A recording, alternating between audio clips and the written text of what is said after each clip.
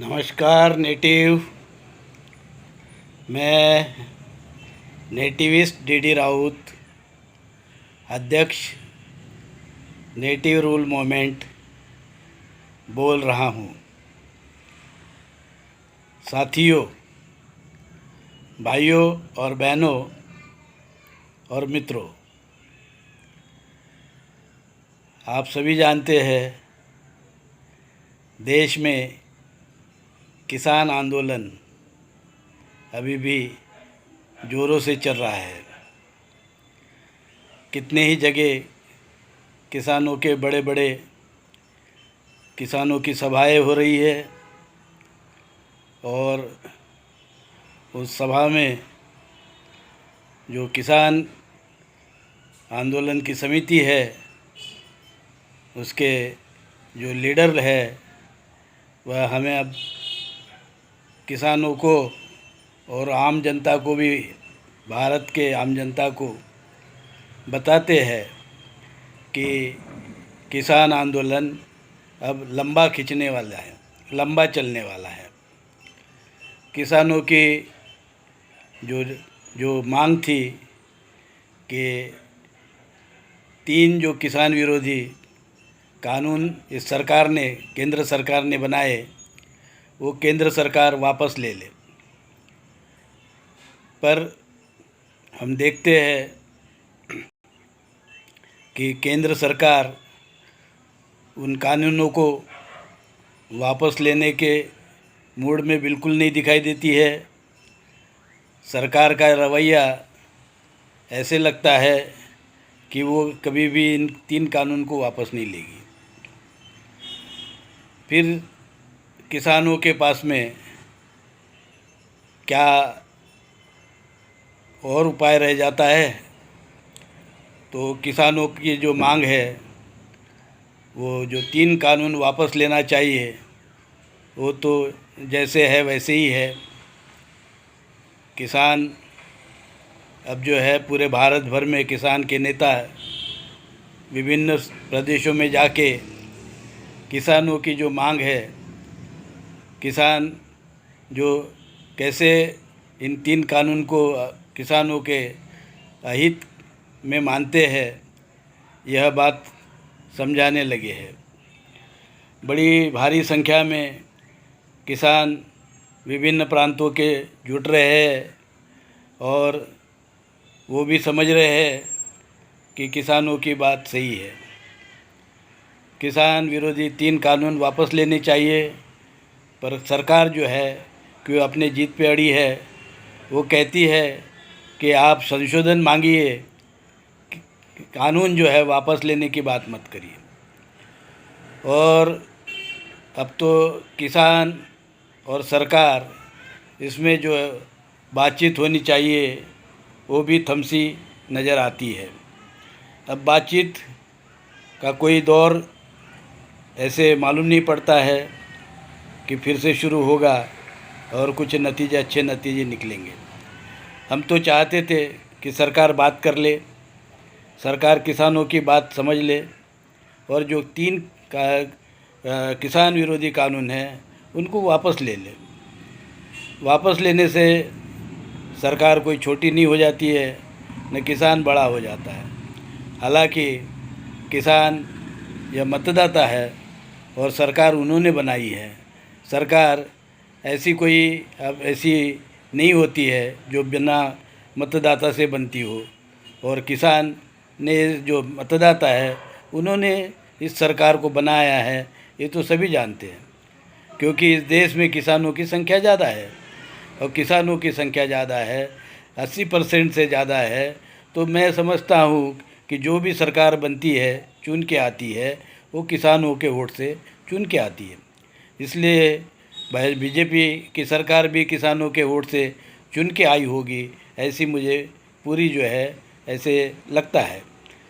खैर, कुछ लोग कहते हैं कि आजकल वोटों से सरकार नहीं चुन के आती है, वो तो ईवीएम से बनती है।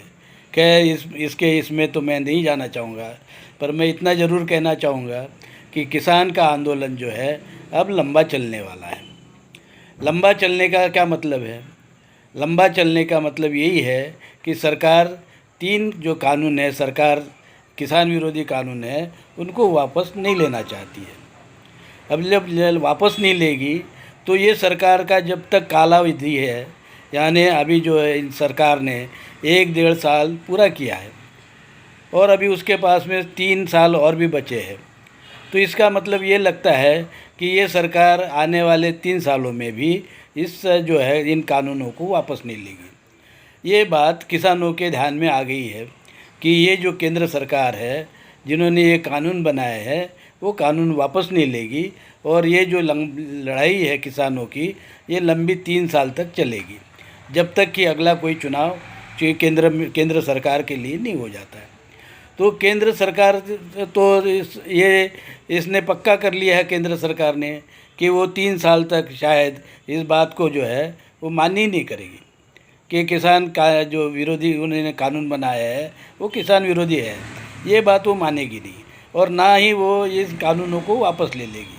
तो इसका मतलब ही साफ है कि किसान आंदोलन लंबा चलेगा और दोनों पक्ष ये जानने लगे हैं। यही नहीं तो आम जनता भी ये बात जानने लगी है कि किसान आंदोलन और सरकार दोनों का जो है आंदोलन अब जो है बहुत लंबा खींचेगा। 3 साल तक कम से कम तो खींचेगा ही खींचेगा, जब तक ये सरकार जो है अपना सरकार में ये पार्टी बीजेपी की सत्ता रहेगी।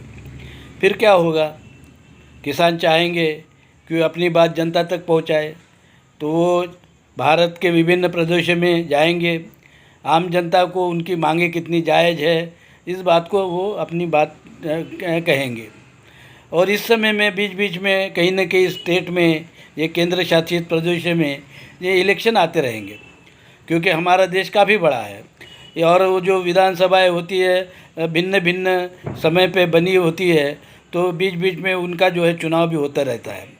केंद्र शासित प्रदेश में चुनाव होते रहते हैं, फिर जो है लोकल बॉडीज़ के भी चुनाव होते रहते हैं, नगर पालिका के चुनाव, महानगर पालिका के चुनाव, जिला परिषद के चुनाव, ग्राम पंचायत के चुनाव, ये भी स्थानीय लेवल पर चुनाव होते रहते हैं।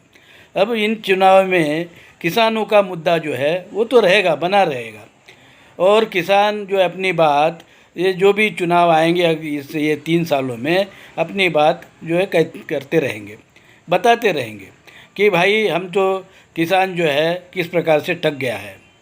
अब ये किसान इस प्रकार से जो अपनी बात तो कर रहा है, और किसान के पास में अच्छा एक मंच भी अच्छा है, अच्छा मंच है, जिसका वो उपयोग इसके लिए अपनी बात आम जनता तक पहुंचाने के लिए कर सकते हैं।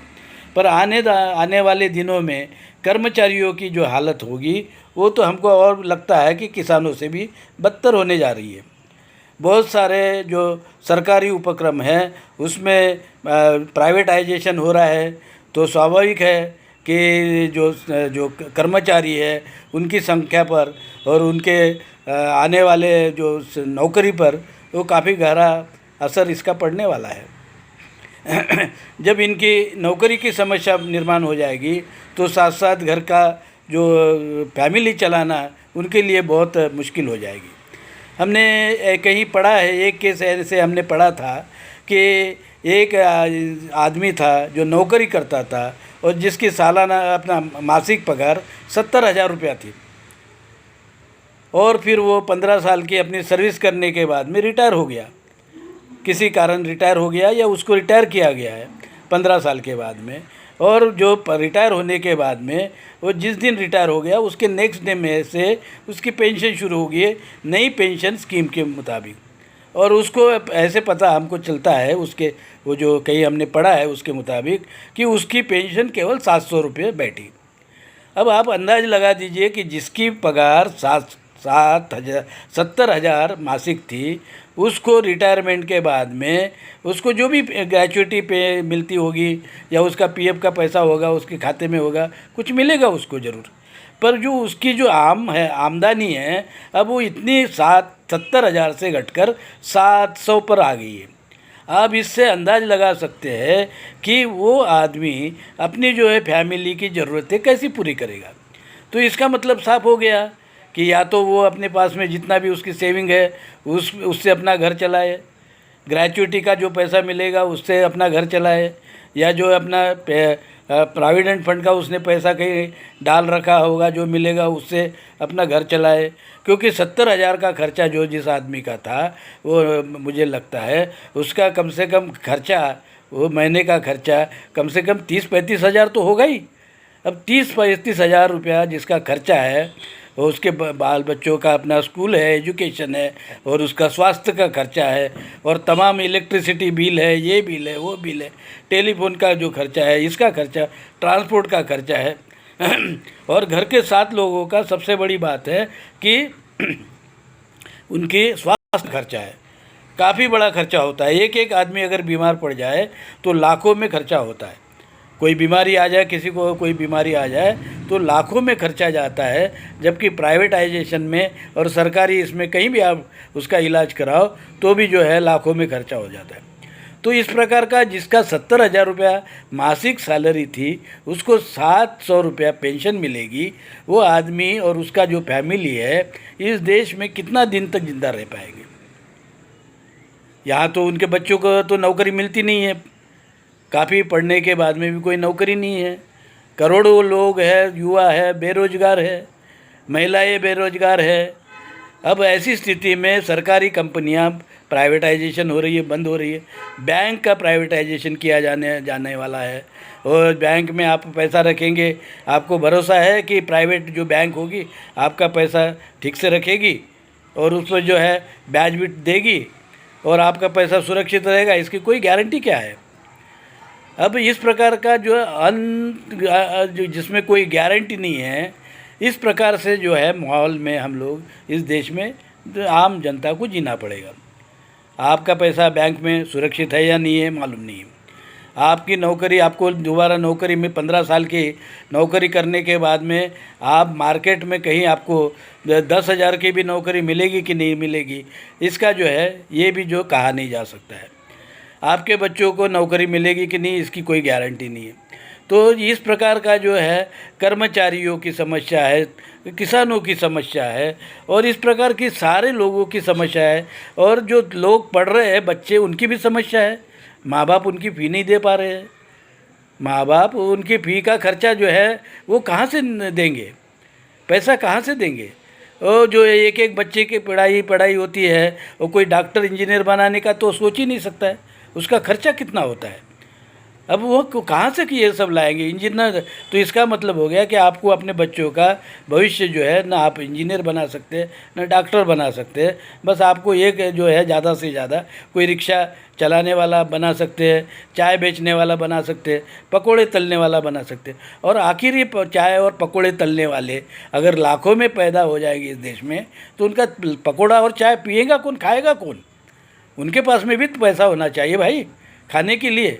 पकोड़ा खाने के लिए जहाँ पैसा नहीं होगा और चाय पीने के लिए लोगों के पास में पैसा नहीं होगा, तो इन पकोड़े बेचने वाले और चाय बेचने वाले का धंधा कैसा चलेगा। यहाँ दिन ब दिन जो है गैस की कीमतें बढ़ रही है, यहाँ जो किराना माल है उसकी कीमतें बढ़ रही है, जो पेट्रोल का दाम बढ़ रहा है, और दूसरे ट्रांसपोर्टेशन का दाम बढ़ रहा है। जहाँ लोग पहले 10-20 रुपये में शेयर रिक्शे में जाते थे, अब उसको जो रिक्शा जो है उसको 40 रुपया 50 रुपया देना पड़ता है उसी डेस्टिनेशन के लिए। तो ये जो आदमी कहाँ से पैसा लाएगा, सामान्य आदमी कहाँ से पैसा लाएगा। और सरकार इसको सोचना नहीं चाहती है। सरकार चाहती है कि जो है अपना क्रेडिट ले ले कि भाई हमने मंदिर बनवा लिया, राम मंदिर बनवा लिया, हमने जो है यहाँ जो मुस्लिम थे उनकी मस्जिद गिराने के बाद में वहाँ राम मंदिर हम बना रहे हैं, और आप जो है राम के भरोसे रहिए, राम देगा तो खाइए, राम देगा तो पिए, और राम चाहते आया तो मर जाइए।